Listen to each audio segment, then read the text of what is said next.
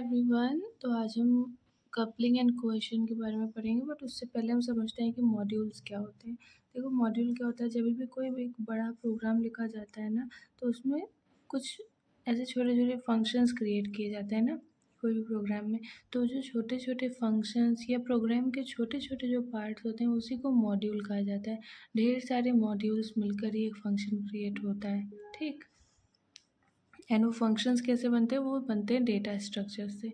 तो ये होता है, इसको बोलते हैं मॉड्यूल। एंड मॉड्यूलरिटी क्या होता है, fundamental attribute of any good design. Fundamental attribute कल हमने पढ़ा था, ये होता है कैरेक्टरिस्टिक्स, है ना। गुड डिज़ाइन की जो कैरेक्टरिस्टिक्स होती हैं उसी को मॉड्यूलरिटी कहते हैं, fundamental attribute of any good design. And ये दो टाइप के होते हैं, हाई कोहेशन हो सकता है उसमें, एंड लो कपलिंग होती है, ठीक। और यही एक स्टैंडर्ड माना गया है, high cohesion and low coupling. अब कोहेशन एंड कपलिंग होता क्या है, देखो, दोनों चीज़ें बॉन्डिंग को ही दिखाती हैं, बट कोहेशन क्या करता है, किसी भी एक प्रोग्राम में दो फंक्शन में कैसी बॉन्डिंग है, इस चीज़ को कहते हैं कोहेशन। मतलब घर के अंदर आपस में लोगों की कैसी बॉन्डिंग है, वो हो गया कोहेशन। और ये है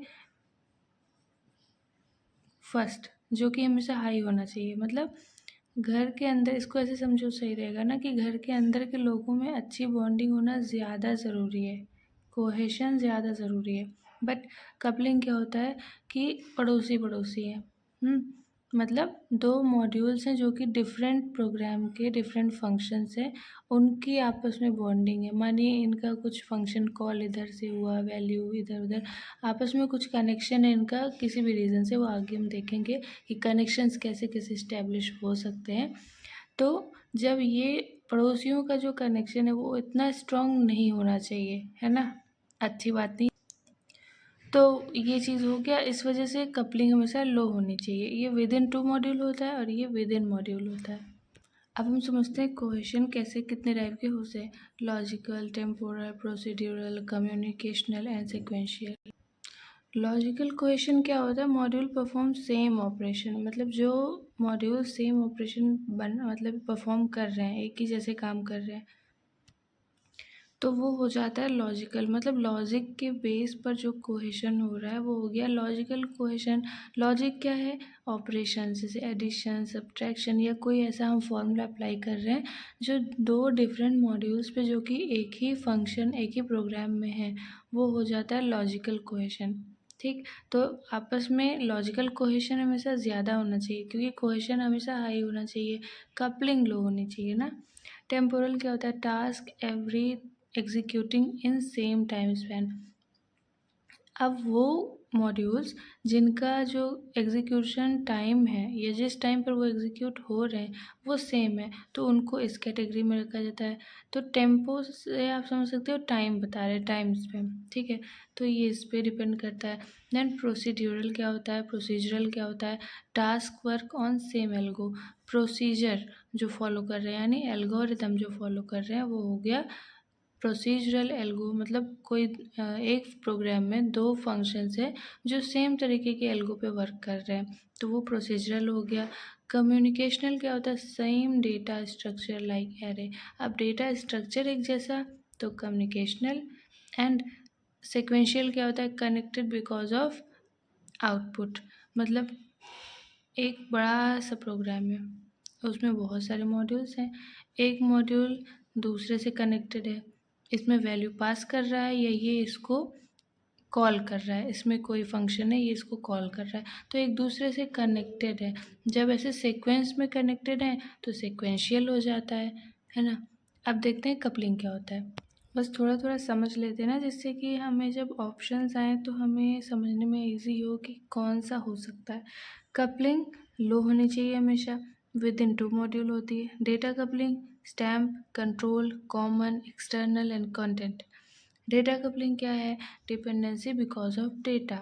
यहाँ पर दो डिफरेंट मॉड्यूल्स में आपस में डिपेंडेंसी क्यों है, डेटा के हिसाब से, डेटा पास कर रहे हैं, डेटा रिसीव कर रहे हैं। स्टैम्प डेटा स्ट्रक्चर की हेल्प, डेटा स्ट्रक्चर की वजह से डिपेंड है। कंट्रोल, कंट्रोल यानी कि कोई कंडीशन चलाई जा रही है, जैसे इफ़ एल्स हो गया, तो दो डिफरेंट फंक्शन, दो डिफरेंट प्रोग्राम्स है, दो डिफरेंट मॉड्यूल्स हैं, इफ़ एल्स या फिर किसी कंडीशन की वजह से, कंट्रोल में कंडीशन की वजह से एक दूसरे को कंट्रोल कर रहे हैं, तो वहाँ पर हो गया कंट्रोल कपलिंग। कॉमन क्या है? Global variable common in both. अब हम ग्लोबल वेरिएबल डिफाइन करते हैं जो कि कहीं भी यूज़ किया जा सकता है। तो हो सकता है कि एक मॉड्यूल है जिसने डिफाइन किया, दूसरे ने उसको यूज़ किया, तो इस वजह से कनेक्शन जब बन गया तो ये हो गया कॉमन। ठीक। एक्सटर्नल क्या हो गया? External file needed during one execution.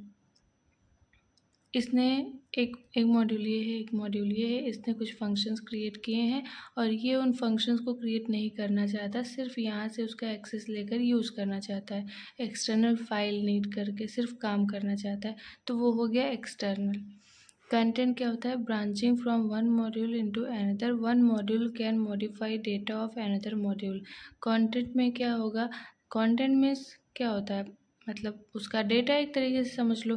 तो जब एक मॉड्यूल दूसरे मॉड्यूल के डेटा को मॉडिफाई कर ले, इतना मतलब एक्सेस मिल जाता है, तो उसको बोलते हैं कंटेंट। तो ये तो बिल्कुल भी नहीं होना चाहिए। आपको समझो कि एक किसी का मॉड्यूल है और हमें उसका एक्सेस मिला है और हम सोचें कि हम उसका डेटा भी चेंज कर दें, वो तो बहुत गड़बड़ है। तो इसलिए कंटेंट कपलिंग जो होता है उसको बहुत ज़्यादा अवॉइड करने की, वैसे कपलिंग तो हमें अवॉइड करनी चाहिए, बट कंटेंट, और देखो इसका एरो यहाँ है ऐसे, तो सबसे जो बुरा वाला है ना यही है। इसको अगर ये ऑप्शन में आए कि इनमें से कौन सा सबसे ज़्यादा अवॉइड करना चाहिए, तो कंटेंट कपलिंग सबसे ज़्यादा अवॉइड करनी चाहिए। तो या दैट्स इट।